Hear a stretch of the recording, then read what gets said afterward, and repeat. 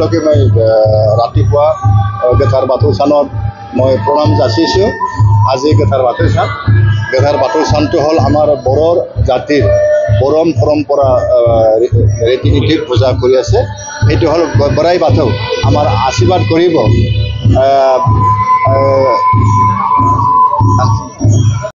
খুব ভাল লাগিছে যেন আমাৰ বড়োসকলে দ্বিতীয় মংগলবাৰ মাঘ মাহৰ এইটো গেথাৰ বাথৌ স্থান হিচাপে পালন কৰি আহিছে। আৰু আজিৰ দিনাখন প্ৰত্যেক বাথৌ মন্দিৰৰ এই পূজা আৰু চেলিব্ৰেশ্যনটো কৰি আছে। নিজৰ পৰম্পৰা, নিজৰ কলা কৃষ্টি, নিজৰ ভাষা সংস্কৃতি লৈ পেলাই আমি বড়োসকলে যাই থাকিব বিচাৰোঁ। ভাল লাগিছে যে বড়োসকলে যদিও বা বাথৌ ধৰ্মৰ কোনো ৰিটেন স্ক্ৰিপ্ট নাছিলে, পূজা কেনেকৈ কৰিব লাগে, কেতিয়া কৰিব লাগে, সেইবোৰ জাষ্ট অৰেলি পৰম্পৰাভাৱে কৰি আহিছিলে। কিন্তু আজি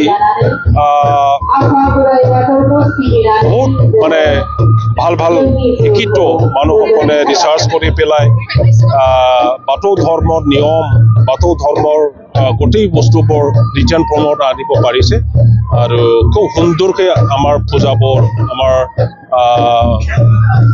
সেইবোৰ হৈ যায়। গতিকে মই আশা কৰোঁ নিজৰ পৰম্পৰা ধৰ্ম, যিহেতু আমাৰ বড়োসকলৰ যুগ যুগ ধৰি বাথৌটোৱে আমাৰ ধৰ্ম, গতিকে সেই ধৰ্মৰ লগত আমাৰ সংস্কৃতি জড়িত, আমাৰ আইডেণ্টিটি জড়িত। গতিকে মই আশা কৰোঁ বড়োসকলে সেইটো কেতিয়াও নেৰিব।